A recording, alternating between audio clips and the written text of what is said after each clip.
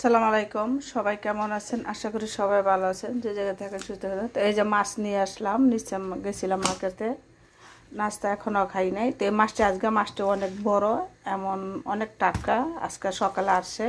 তো এই মার্কেটে বেশিরভাগই সকালে মাছ আসে, তো এই বিকালে আনলে এটা বাসি হয়ে যায়। তো আমি নিয়ে আসলাম 3টে। আর এইখানে এটা ফেরাগোলা, আমার ছেলে মেয়ে দুটোটি পছন্দ, আমারও খুব পছন্দ এটা।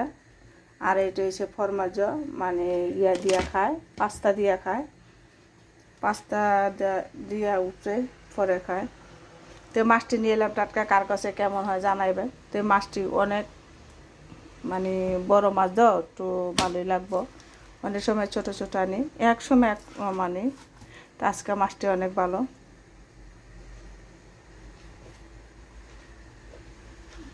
আমি এই কারণে দেশের মাছ খাইতে পারি না, এই দেশের মাছটা আমরা খাই।